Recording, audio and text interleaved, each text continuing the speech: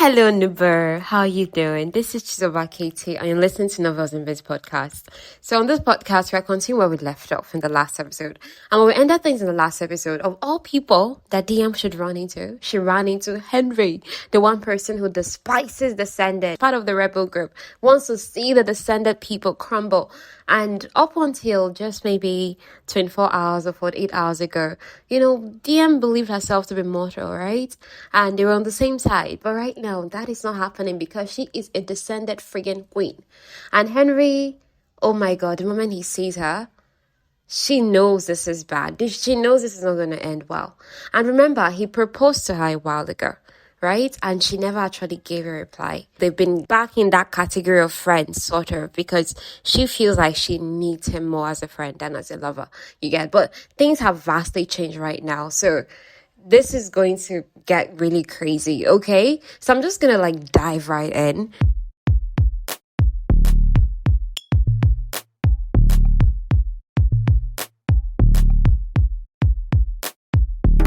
Alright, so on Henri's face, a war of emotions is ongoing, but hate is the most dominant.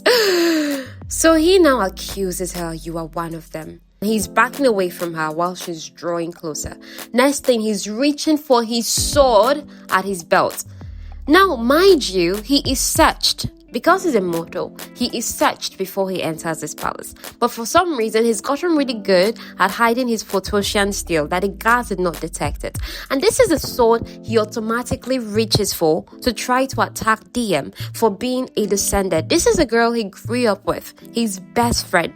But just at the fact that she's Descended, he has already concluded she's evil. She deserves to die. That is so unfair and so rushed. At least that's my opinion. You have yours, okay?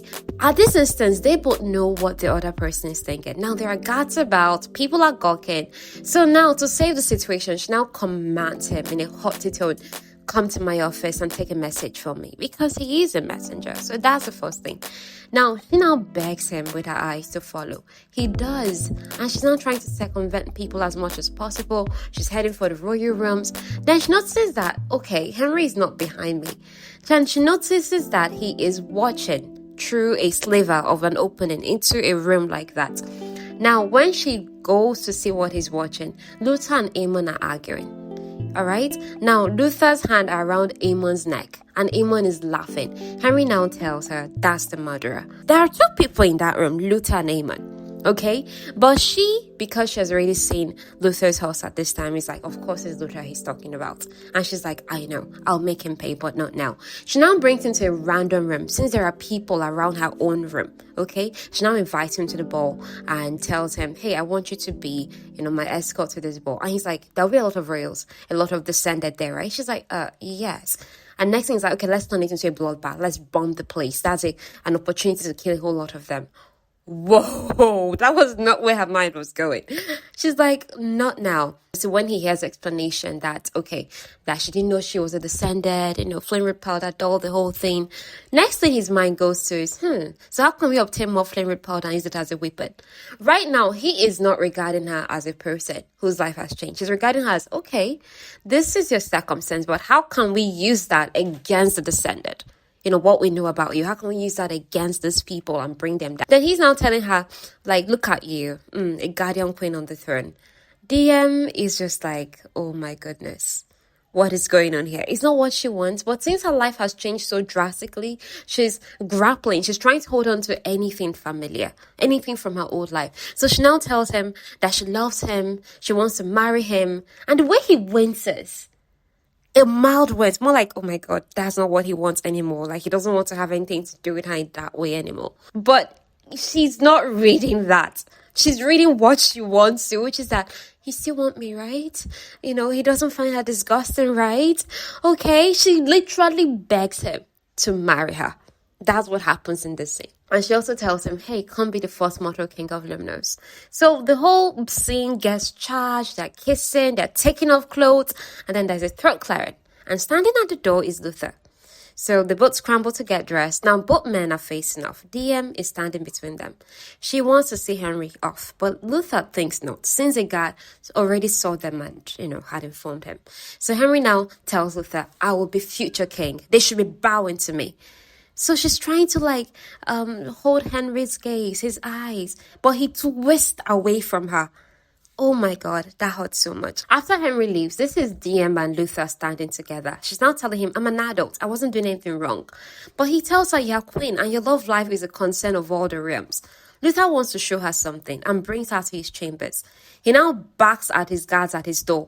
To the guards, he always seems unkind. I'm not even going to lie. He always seems like they annoy him or they're pissing him off or something. You get. And usually this is an act because you can't really trust anyone at the palace. You can't appear weak. It's a descended culture thing, okay? So once he enters his room though, he double checks everywhere. And in that space of time, it occurs to Diem that, hold on a moment. That night where I stayed over at the palace, it was in this room. In his room I stayed in. And he nursed me to health. And his room is homemade. There's even an altar there to bless her Lumnos. A bust of her is there. So he explains to her that Lumnos saved his life as a child and he decided to be reverent afterwards. On his hand is a small notebook and he shows it to her. That contains a long list of half-breeds he smuggled out of the kingdom. Those he failed to, their names are also there. This is his secret, which he can be killed for. Because as keeper of the laws, he's meant to kill these half-mortals, but he's been saving their lives for years, decades possibly. Do you understand? So he explains to her that, see, look at the situation right now. Aemon is aware of Henri, your mortal beau. And he can actually let that information out. And Henri could be in danger. His life could be in serious danger. So to hide Henri's existence, the price that Aemon asks for is that his DM stay to the ascended beau. She's like, I can't. Because I agreed to take Henri. Because I agreed to marry him. Luther frankly tells her that Descended will kill Henri. They have killed Crown's mates for far less. And Crown's mates are usually Descended people too. He now tells her that he's going to support her once she's officially coronated after the challenging period. Now he now starts to apologize for kissing her that it's not going to happen again. But she interrupts him as it dawns on her that her mother would never have actually revealed Luther's secret. If this is your secret, and this is what my mother was threatening you about that day, the day of I heard both of you knew for the first time, she would not have revealed that. She was bluffing. And he allowed her to. Her mom walked with him. Apparently, her mom had a penchant for making tries she didn't plan to carry out, much like Diem. Luther promises he would never hurt her mom. Something in her yearns to trust him. So right now, she agrees to go to the Ascension Ball with Aemon. So finally, Diem pens a note to Henri. Luther is going to be personally delivering it. And she's filled with dread because she's like, Henri wants this guy dead. Okay, but Luther is like, I think I'm the best person to deliver this message. I can blend it. People are about in the palace, and just the sight of that many people coming in and out, knowing there's a new crown, it makes Diem uneasy. She sneaks to the dungeon where Lily and Tella are talking. They jump apart when she comes in, and it makes her grin. Oh, cute. Lily's used to her dressing in titles because her brother told her, and Lily actually informs Diem this is Luther's full title. His Royal Highness Lord Luther Cobboer, Most Honorable Keeper of the Laws, Warden of the Light, High General of the Guard, Esteemed Member of the Crown Council, Personal Advisor to the Crown, and Prince of Lemnos, Realm of Light and Shadows. Please, it's remarkable to note that Lily is the only princess. Like, she's the only female that her uncle was, directly king. Other people are like, oh, they're related to him, but she's the only person that's like his niece. Others are like, related to him one way or the other, okay? She's the only royal princess. Lily explains to Diem at this moment that people actually fight over Luther's titles. High General means he's in charge of the royal guard. Crown Council means that he's one of the crown's closest advisors. So Lily wants to know, Wayne, what's your magic? Is it light and shadows like my brothers? So, Diem being like, that's a part of her she does not like to go into because she has not quite accepted it. She asks Lily to excuse her and tell her, she asks politely. Both of them now together, do you understand what being queen means for their family? Tella and Diem hug each other. They start crying. They're processing things. And she becomes a child right here with her brother. She now tells him, I'm 20 years old. I haven't seen life. I can't do this. So Tella now tells her, if the notes chose you, it's because it can. She's like, since when? He tells her since they chose a Bilato. She doesn't want to involve Tella, but he's already involved. She now asks him, okay, tell me about the houses. She's like, they treated him with scorn until they found out he's a queen's brother. Right now, he just has to keep their father from finding out before Diem herself can tell him. Their father has been spending time alone at the forest. And I had tears because why is he spending time alone at the forest if he's not feeling bad, if he's not missing his daughter? And just right after their fight, Diem unexpectedly packs up and leaves town to visit a friend in some other realm when they even know that she scarcely has friends. God, Diem wants to make things right with him so bad. Right now, Tella wants to see her magic too, and she now asks him to stand away. But she can't conjure up anything. She's secretly relieved because magic is not a part of herself she has accepted, while Tella is disappointed. For several mornings, Diem has been hiding away in the crown's reading room. She's there with Luther. They're talking, and she gets up. But the quilt snags her dress, and his eyes go there. Okay? Now, because she's been feeling so out of her element, and Luther has been all composed and calm, right now she's like, okay, if something about me makes this guy lose his cool calm, his composure, I should definitely be exploring that because I should not be the only one feeling ruffled. He should be ruffled too, okay? So she sits back so that her dress drags up higher and she boldly looks at him. It's a flowy dress. She now asks, do you dislike my dress? He goes to correct her and she teases that he must prefer her with just towel on. His face hits up. And then she now says, oh, maybe you prefer me in muddy pants and a borrowed tunic. He now says, only when it's mine. Okay, so whatever warmth she's feeling is drifting lower. Eleanor has brought simpler clothes to Diem, since that first time she brought her clothes. But in Diem's new role, this feels like dressing up. All these clothes she's putting on, and she's trying to get used to it. Now, there's a meeting with the regent she has to get to, and it leads to talk of the council. The council has all men, and Aemon is part of it. She now asks him, how haven't you killed Aemon? He's like, it's me. She's like, hold on, you just made a joke. Taryn is also on the council.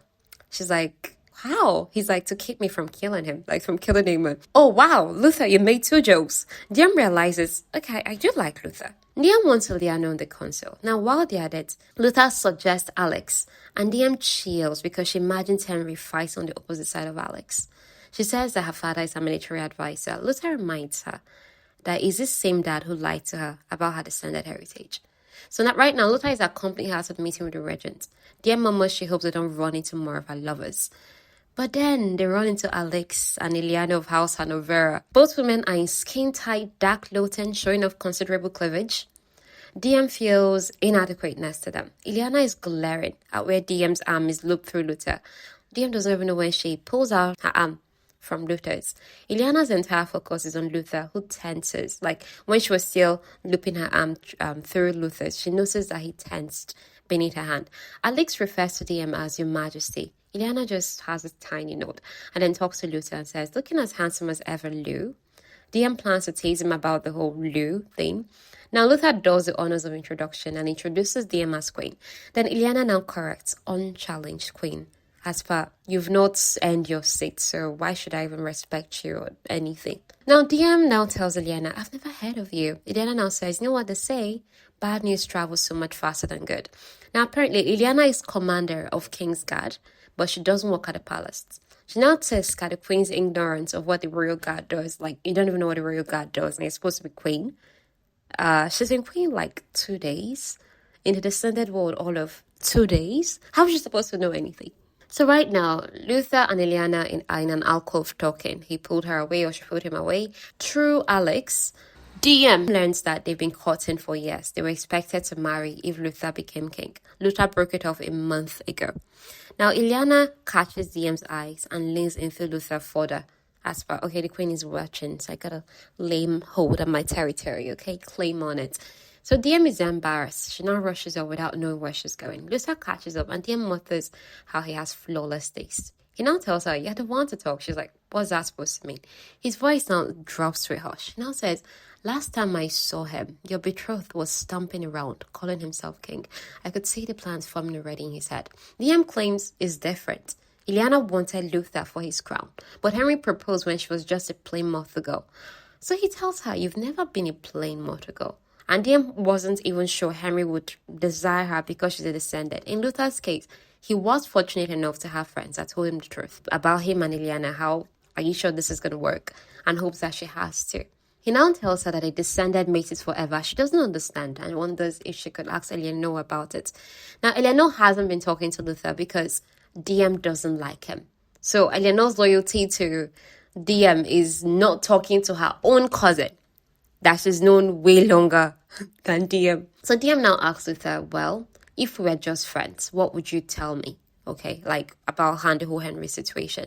Luther now tells her that if a man made you doubt whether his love for you would survive anything, he does not deserve you. Now they arrive at the meeting and Remus is cold towards his son, dismisses him with his power as regent.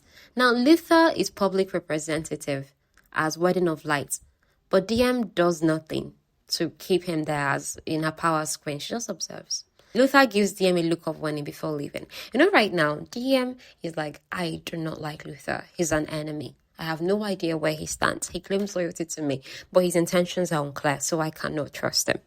So she's always on that matter of, if anything's going to make this guy look bad, I'm buying into it.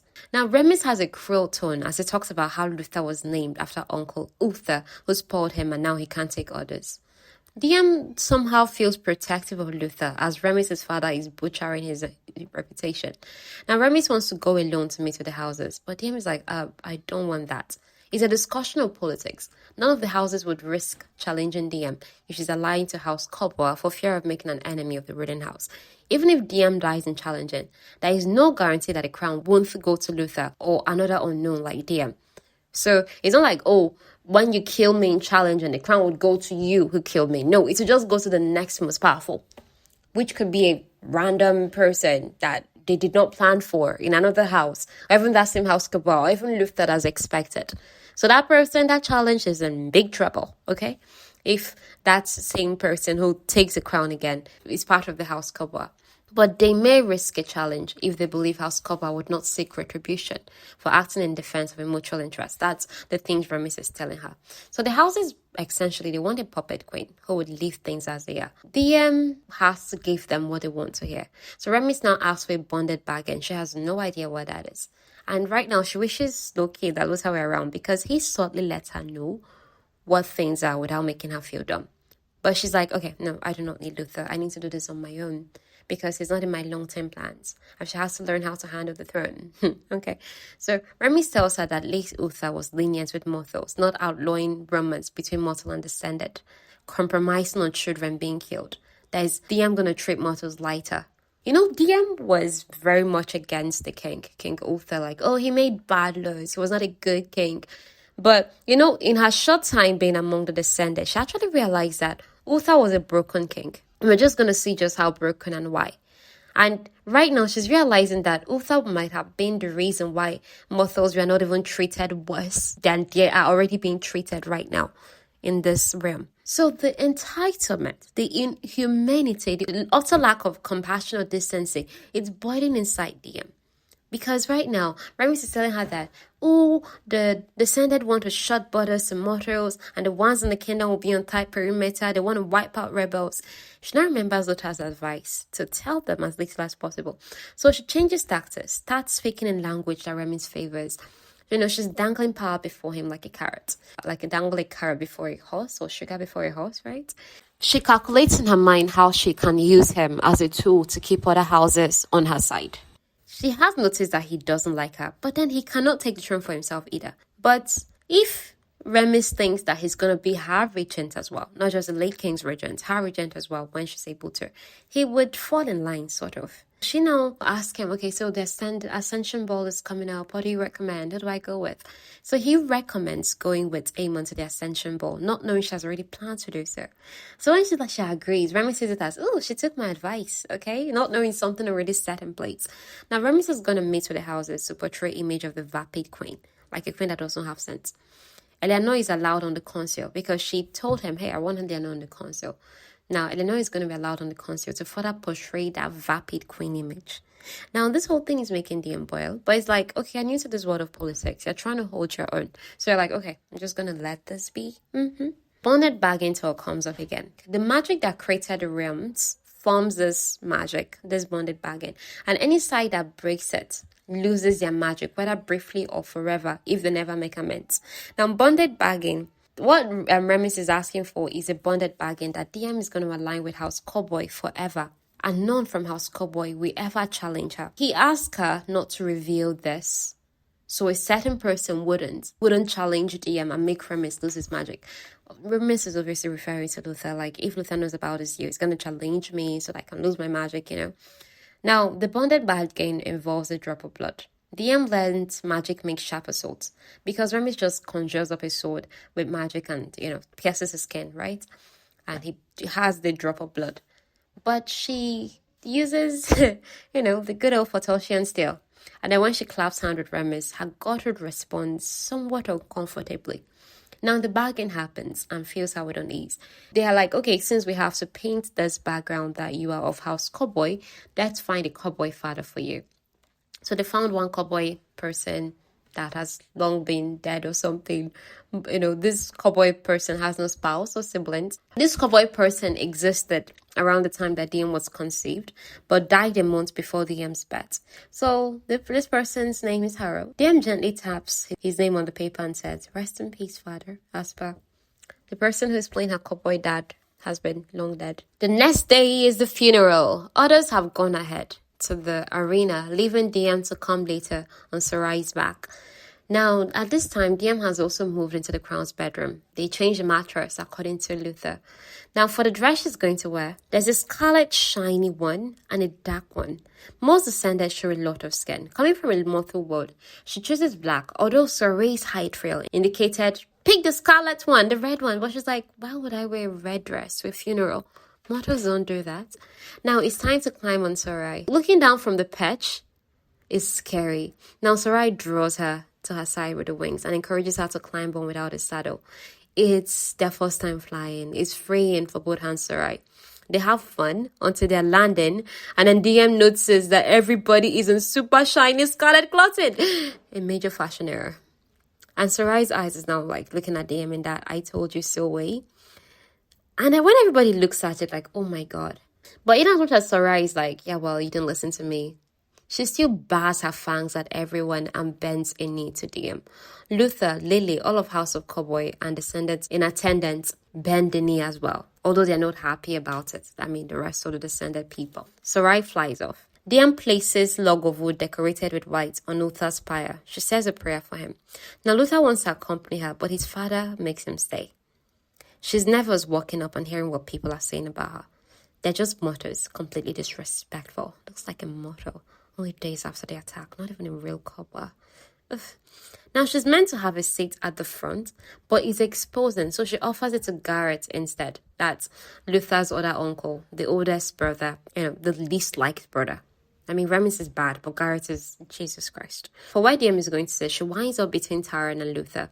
They call her small, like, yeah, small, so we can accommodate you. And the way she is puzzled, she's like, I've never been called small in the mortal world. If anything, she was really tall among mortals, but among descended people, she is small. So Taran is now asking her, how does it feel to be sandwiched between two single handsome men? Not just any man, princess of the land, of the realm. He now makes implications about what other women would do in her position. He's improper, where Luther is so proper and keeps asking Taran to behave. Warning everybody is watching the interaction. Taran now tells him, no need to ruin our fun just because you're jealous. Luther claims, I'm not. But his tone is not convincing. Taran now says Diem is his favorite cousin, but Luther says, I thought your favorite cousin is Eleanor. Diem now remembers Eleanor's stricken look when she landed there and finds Eleanor behind them. Eleanor is Diem's advisor. In the last episode, Diem appointed Eleanor as advisor on all things royal matters, court matters. And somehow, Eleanor forgot to tell Diem that, okay, look at what you expected to wear to so-and-so event. The funeral of the late king. And that's something very important. And somehow Eleanor completely left that information out. Luther too, that is always briefing Diem every morning, did not tell her. Like, they just left her assuming she knows. Or maybe something other mortals know. But Diem, that was kept away from everything descended, did not have a clue. Do you understand? So it's a very bad situation. It makes her look like she's disrespecting the late king. And she's inviting a challenge in more and more. Now, Eleanor now is playing to Diem. We wear red to honor our kindred blood. And we wear something that reflects light to represent the glow of the afterlife, where souls rest if they are found worthy. Wearing black is to be seen as disrespectful to the kindred and the king, depicted as unworthy. It be seen as standing with the mortals, which she didn't want to show. Okay, like Diem didn't want to show she's standing with the mortals. It's a big blunder, but Diem gives multiple chances and she forgives us. And I know it's her advisor of court and culture, and she will let her step down from the role. Luther warns she better be careful because she's an unchallenged queen and can be killed because of honest mistakes. Descended people, and they don't give you multiple chances. They're not kind. Luther, Tara, and Bristol had not been advisors to. Like, what do you mean? I know he's an advisor, we're not. Luther has been delivering breakfast to Diem every morning, and it's sort of endearing him to her. Anyone implies all Taran can advise on is drinking, women, being useless. Taran now winks. Exactly. He's used to his brother's jabs that he's like, okay, took it all in good faith. Like, that's me. Now, Diem was told the funeral would last an hour, but from Diem's perspective, this thing is not 1 hour now. That's 5 hours not passed like this. Why hasn't this thing finished yet now? Luther gets called out to deliver a poem written by Uther's mate and late husband, Raphael. Now, Raphael died a month after Uther's coronation. He was poisoned by another house because of a trade deal gone wrong. The house had all property seized, were to be unhoused, and an elder of the house with nothing to lose poisoned Raphael. That's the actual thing that happened. So for the antidote, she entered bonded bargain with Uther that, okay, I'm just going to give you an antidote, but you're not to punish my house later for it. She didn't give him the antidote. She gave him an antidote. So in as much as Raphael took an antidote, he died. But the woman wasn't as clever as she thought. As a bargain didn't bind all of Cowboy not to punish her house, but rather just Uther, or else he would have lost his magic. So Garrett and Remus took revenge on that house. They wiped out the entire house, children, everything. Wiped the house off the surface of existence. Diem now asked Taran if Luther was part of it, and received her first frown from Taran as though she just insulted him. She's like, he would never.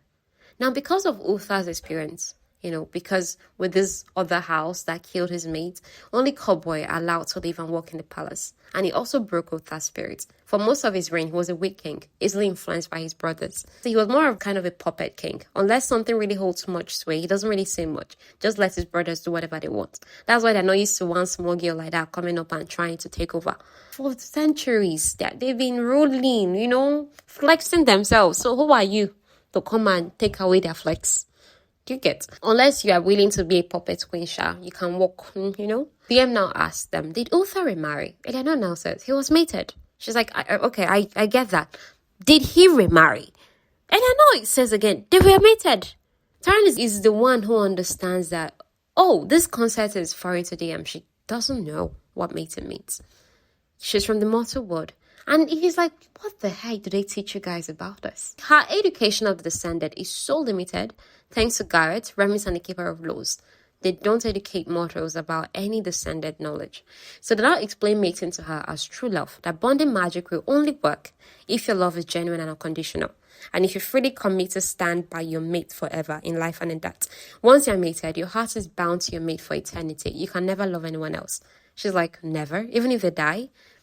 Never is a legacy of the kindred's choice to give up their immortality for their mortal lovers. Being mated isn't just a relationship. It changes you physically. Your bodies become two halves of a whole. If you're away from your mate for too long, you get ill and your magic weakens. They say you can even die from it. Then sex with a mate, they say, is mind-blowing. Then she now asks them, so how do you know if your love is true enough to be mated? Then they now explain you shed a blood, commit to them forever, and if it's true, the magic does the rest. In rare cases, the bond can be one-sided. In cases of stranded mates, it's all the worst parts of the bond, having to be near them, feeling their pain, never being able to love anyone else without any of the benefits. However, there are nobody mated in her cowboy house, because apparently, as the royal house, you only marry for alliances. Garrett has strengthened both his sons and nieces that if they ever meet without his permission, he will exile them. Oh my God, Diem reviled him. She now declares that as queen, his word no longer stands. Her cousins can mate, okay? Now, this funeral is full of chit-chats. So Diem now tells her cousins, you think I would let anyone dare to stand in the way of my beloved cousins and mind-blowing sex? Now, Taran and Eleanor look at each other and they grin. So Taran now says, sorry, Ellie, she's definitely my favorite cowboy cousin now. Mine too, Eleanor is laughing. So this is the time when Luther is coming back from giving the poem presentation, and he just happens to just overhear them talking about sex. And he now says, I step away for a few minutes, and the conversation has already turned to sex. So when he hears what Diem said about the whole y'all can mate stuff, his soft reply rings with approval, like his soft smile actually. So Diem now tells him, you can tell Ileana that she's welcome. But Luther has never wanted to bond Ileana. Her family chased him for years, and Remis wanted an alliance with the Hanoveri house. He whispers to her that what he wants is something he cannot have. Eleanor is laughing at something when Garrett shoots out of his chair and scolds them, especially focusing on Diem that she's shown enough disrespect that day. Luther now tells him, you are wrong, uncle, targeting innocent victims as usual. There is a stillness. So Luther reminds Garrett that descended funerals are a time for celebration, and Luther would welcome what they're doing. Garrett suggests Luther was intimate with late King, as far you were close to him and he died, and now you're close to the new queen. Does that mean that the new queen will meet the same fate?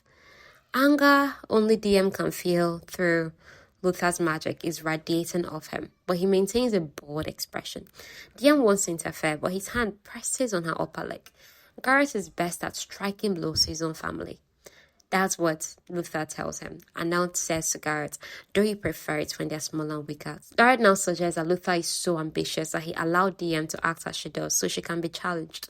Luther squeezes her upper thigh. Diem shoots up and now says, the only person who dressed me and let me laugh and smile is me, though I'll be certain to keep your fascinating observations in mind when I select my new wardens. So Garrett now mutters if that day in fact arrives, as per who says you'll be alive till then. Then she now tells him, oh, it will, and when it does, you can beg for whatever scraps I give you, just like you did with Uther. Garrett is outraged, but Luther reminds him to be careful, that he's still the keeper of laws and enjoys his occasion. Diem is back in her seat. Luther's hand is behind her chair and flicks her hair from her shoulder.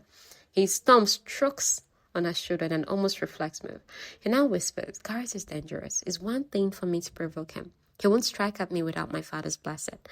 But for you, in that bravado tone, she's like, I'm not afraid of Garrett. He might be dangerous, but I'm God's damned fatal. She doesn't believe what she said, Sha. Just one of those things you say when you're trying to be brave, but you're like, I beg, did I cross the line? Hey, God have mercy on me. Oh. That's what's happening inside Diem right now. Because me too, I was scared for her. I was just like, but you cannot be there shutting your mouth now. You have to show yourself. But the consequences, the consequences. Now, I quickly want to say something concerning the descended and the way their bonded mates thing work. I like that it's not fated mates. It's not like the kindred decided for somebody for you, that if you and that person do not jam root and meet, in fact, you can never find love. No. Bonded mates thing is something that comes willingly. Two people meet each other, nurture a love, and decide, hey, I love you unconditionally enough to enter a bonded mate relationship with you. It's not a fated mate thing at all. You get, it's just something that is willingly done. So I really like that concept. It's not as some people might like. Some people like the whole fated thing, but I like that this is by choice, your own working. Okay? We're still at the funeral. I've not finished. This funeral is very long. Oh. Now, Eleanor and Diem. Eleanor now shares how Garrett's boys used to show up with bruises on their body until Uther made him stop. But no one can be sure since it was when superhealing started. Luther said something about Garrett preferring them smaller and weaker, like preying on his own family the most. So Garrett was an abusive dad, physically hit his sons and co. The king had to step in and say something, but they can't be sure if he actually took that advice because the boys entered adolescence and their descended superhealing took over. As for his wife, Garrett's wife seems too loyal to him or scared of him or both. And I don't know, because it's just her and Diem talking, right? She now points out that Luther is normally so self-controlled. But I noticed that he's always touching you, smiling at you and co. He's not like that too. Diem is like, he's not anything. He's trying to win favor. That's all. So he's dawning on her that, maybe this guy is showing me a part of him no one has seen. She too is always seeking him out when she's confused. There might be something there, but she doesn't want to exploit because he is the enemy, okay? That's firmly embedded in her subconscious, or rather her conscious, because her subconscious is telling her something else that she's not willing to lean into. Garrett is supposed to light the pyre, but then he's like, I think I should do Queen the honor of lighting the pyre. Oh my god, Luther's expression is troubled because the pyre has been lit with magic. Oh. Ooh. DM that does not use her magic at all. How is she supposed to light it? Luther now draws close and tells her to embrace her godhood, not fight against it. He now tells her, show them you're not being messed with, Diem Bellato. He now leaves her to herself, and she's doing that. She's feeling the magic spreading. Then she now happens to glance at the motto section, tucked in a corner. It's notable that these mortals, just like her, are all dressed in very demure black clothing, because that's what mortals wear to funerals. And then she sees Mora, and she now follows Mara's line of sight and sees her dad, who is in tears. And somehow that breaks Diem. She crumbles to the ground. Commotion breaks out. People are like, oh my god, they're rushing to see the queen come apart. Like, is that our weak queen? This one would definitely be challenged though. That is the circus going on. So Sarai flies to her, snarls at everyone, and now with blue flames coming out of her mouth, she lights the pyre. So now Luther makes Diem get on Sarai immediately, and they both leave. Now at the palace, Sarai acts like a mother hen, lighting up the head, covering up Diem with blankets, covers her with her wings, and she sleeps. Now Diem stirs from sleep when she hears someone coming in, but Sarai doesn't. I mean, if Sarai is not like alarmed, that means whoever is coming in is a friend.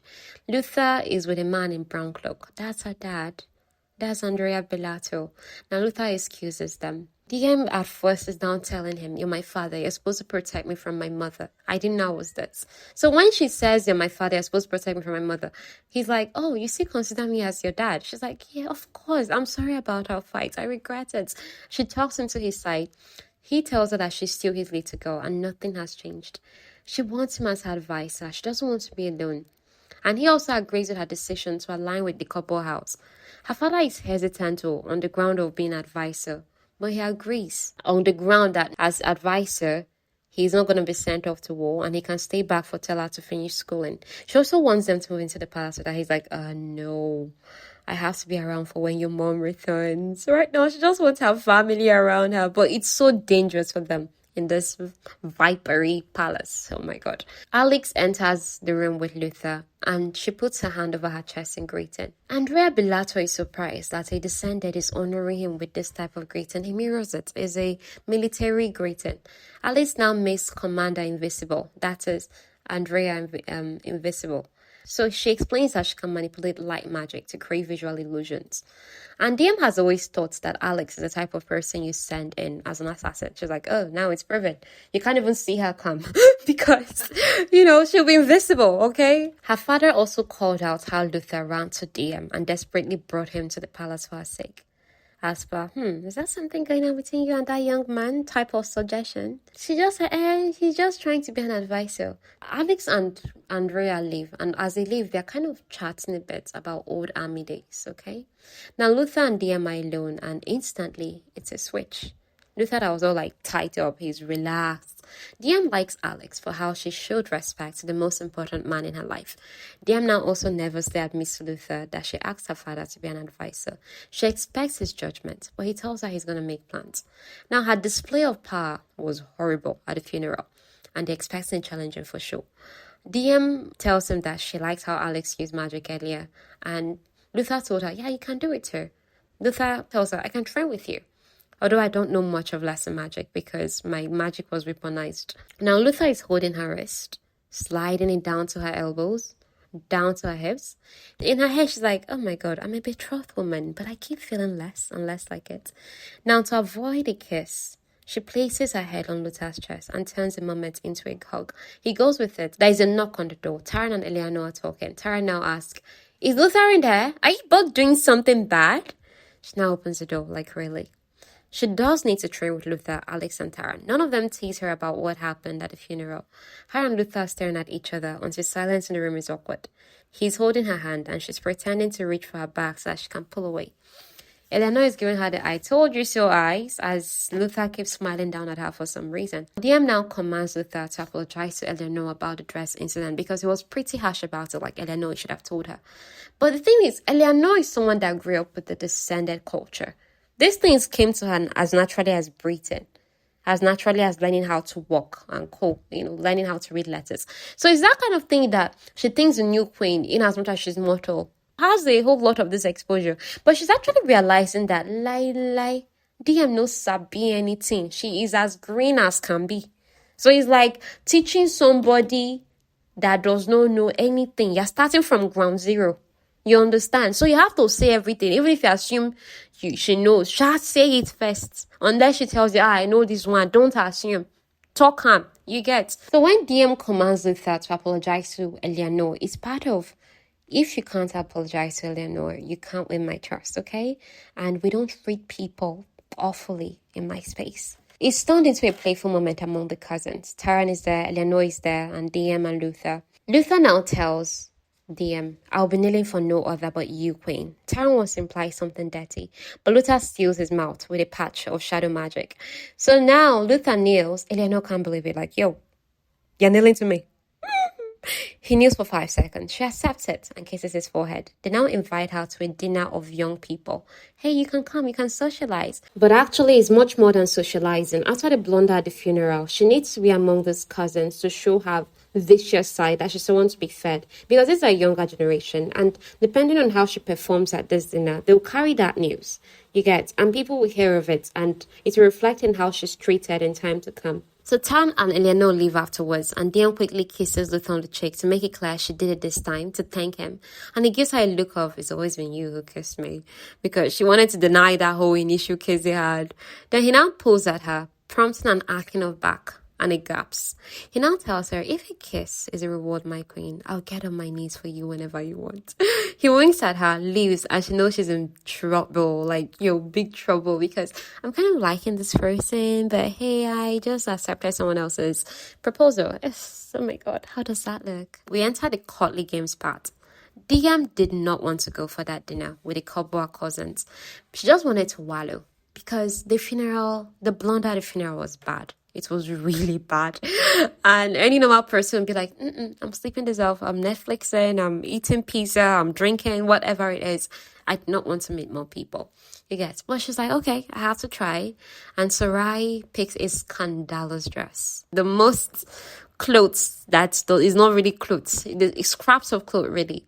That's what this dress is. It has chains, holding it together at the side. It's scandalous. For Diem coming from the mortal world. In the mortal world, their goal normally is to blend in. But in the descended world, they strive to stand out so much. Hence the fashion, hence the showing of so much skin. And descended people are normally flawless, okay? Diem arrives at this party. The young people are wearing much more worse. There's even a person who is completely nude, but then they use like shadow magic to cover like strategic places. So it's not like, they're flashing anything. Now, Diem catches Luther's eye, but Ileana is right there next to him. There are sits next to Amen, who tells her that Luther always does what he wants. Although this is a House Cobra event just for the cousins, Luther invited Ileana of House Hanover. The knife squeezes on Diem's chest because, hey, didn't I just have a moment earlier with Luther? And wasn't he the person who invited me to this dinner? So why is he here with Ileana? Now, soon everyone ignores her. After 5 seconds of like, Queen joined us. They ignore her. Now, Diem downs drink, okay? She's spiked by liquid courage and she puts on a shirt. Now, first thing she does is her right foot goes up, a slit exposing naked thigh. She's flirting with Amen to get the dagger off so that he doesn't snag her dress. He opens his leg and asks her to come closer. The way he says it is an order, like come closer. He is not meant to be ordering her. She is Queen. So she hesitates, but then he winks at her to soften the fact that he ordered her. She now perches on the edge of the table and places her foot in between his open thighs. He smooth glides up her ankles, under the hem of her dress, touching sensitive flesh. She now tells him, naughty cousin, just a knife for now. He offers her the knife and suggests that women find his groin impressive. Diem just pretends to look it over and said, I hope House Cowboy has more to offer me than that. Then, in a flash of speed, like blinding speed, she turns around and slams a knife in the table next to her wine, rattling the entire place. And then she slides it to her seat and shrugs and now says, just in case I need it. So while she might not be able to show magic that frightens everybody, she's still showing, I am a vicious little thing. You guys should be afraid. Now, Diem is not wearing jewelry like a whole lot of people there, but she is wearing confidence. Now, Amon introduces her to other cousins, and she makes another blunder of asking everyone to call her Diem instead of the official title. Luther has already explained to her before that titles matter in the descended world. It differentiates, okay, you're talking to a king who is your uncle as king now. You're not talking to him as uncle. For descended, these things matter, but Diem is trying to be chill.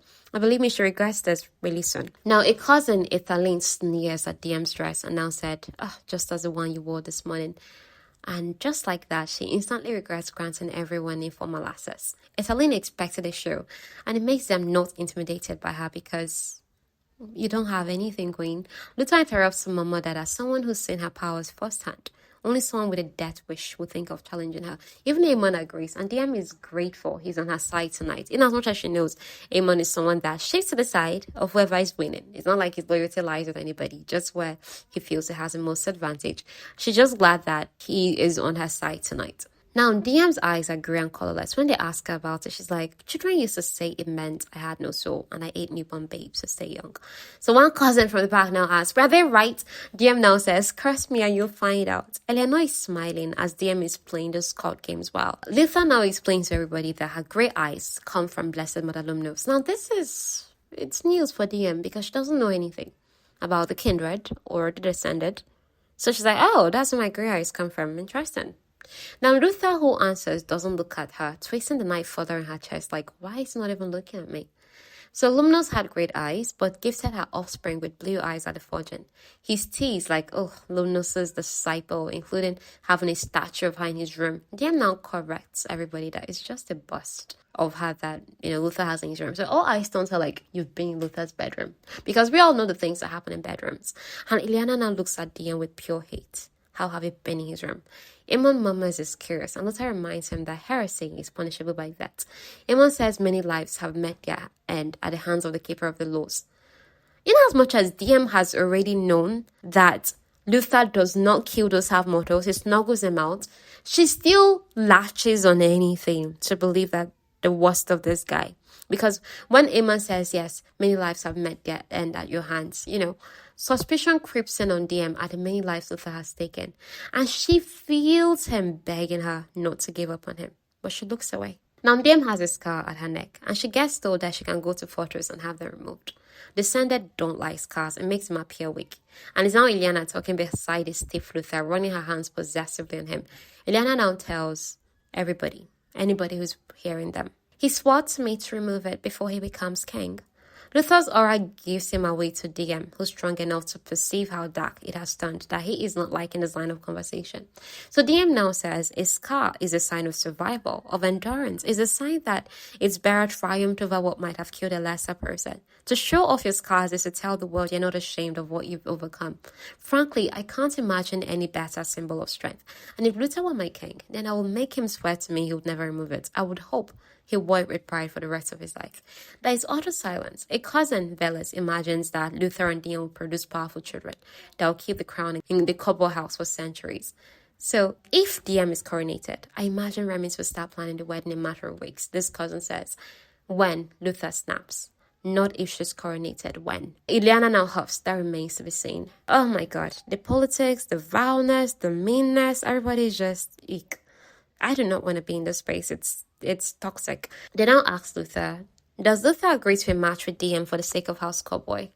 He now answers, Her Majesty is entitled to who she seeks for. Diem sags in relief, only for Luther to add that his interests lie in serving the queen, not marrying her. The heart that blooms in her chest. But then, if she understood the Senate culturally to better here, she would know that Luther is not trying to say he is not interested in her in that way. Marriage in the house of Cowboy especially is for alliances. It's not for love. It's not for companionship. It's for political reasons. So he's trying to say that even if every other person is using her, he's just interested in serving her. He's interested in her well-being. He's not interested in marrying her to use her.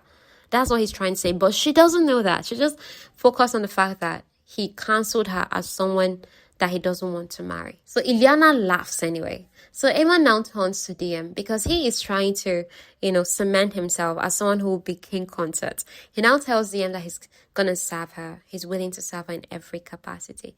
He takes her shaky hands in his and kisses them. Diem thanks him for being a good friend tonight. Emma challenges Luther and likes that Diem does the same because he's a man of many secrets. When Diem looks again where Luther and Ileana were seated, they're gone. She's like, okay, where did they go to? What's that about? Before we close this episode, there are a few people I would love to shout out to. Agutochukwu, thank you so much for tuning back into the podcast. We've not had you on for a while because of your headset problems and stuff. I'm just glad you have it back. Then, Chisom, hello sis. It was a birthday last week Thursday and I did not remember to shout out to you. Happy birthday in areas. God bless you so much. Thank you for loving the stories we share on this podcast so much. Thank you for being a listener, a fan. I'm so grateful. And you're my own blood sister. I'm so grateful. And then to new listeners, thank you so much. I don't have all your names committed. I have a name issue, actually. I don't know if you've noticed. It's why I constantly repeat names on the show in case anybody has my problem so that they don't have a hard time following the story. You get. I don't forget like faces or impressions, just people's names. So thank you so much for being part of the show. God bless you. You're not the only one who loses receipts and can't keep track of our transaction history. It's why I use Kuda Microfinance Services. Apart from their in-app feature that allows me to download my transaction history whenever I need it. Every single transaction I make on the app is sent to my email and stored there. Over a year ago, I bought a wardrobe. I wanted to sell it, but forgot how much I bought it. Not knowing the exact date, I couldn't download the transaction history. So I went to my emails where I simply typed wardrobe, searched, and voila, I retrieved the cost of that wardrobe and was able to resell it for a profit. I was there when I was in the market and needed to confirm how much I bought a kilo of chicken the previous week. My Kuda transaction stored to my email came to the rescue. And let me tell you, whenever a transaction doesn't go through, Kuda never confirms it, but it bounces back instantly. That's how rest assured I am because I use Kuda. Kuda also upgraded this year with a premium option. So if you want to jump on premium, just have 50 coins. And how do you get 50 coins? Transact with the app. Here's one of the simplest ways to earn coins. Open the app daily. They give you a coin for this. And then even when you pay for your recharge card or you buy data through the Kuda, you get coins. And they avail 25 free transfers per month. I actually prefer to unlimited transfers because it will keep me in check. It's worry. It makes me track my spending, okay? Especially in this economy. And also, if you're an online shopper, a content creator, you need to run ads, you need a reliable bank card for online expenses. Kuda issues Visa cards, not Vev, to their customers for only 1,000 naira. Don't be the one left in the dark about this opportunity. Currently, it's just MasterCard that is approved for international transactions, but I hope Visa cards would soon return to you, so better to know. So I think that's an edge Kuda has over other microfinance banks at the moment, and it's what I use. I've used it for a really long time, so I'm recommending it. My referral code is R7S29XBH. Please just say it in the description, like in the show notes, please, so that we don't make any mistakes. And thank you so much as you use my referral code to sign up and stuff. This is only available for Nigerian people living and based in Nigeria. All right, thank you so much. And if this podcast came out a little late, I'm just glad it came out at all. It's not been the easiest time, but God supplies us with strength again and again. Thank you so much. If you're listening to Never and Bits for the first time, please don't forget to rate the show, and I'll see you in the next episode. Bye. I'll appreciate you so much, neighbor.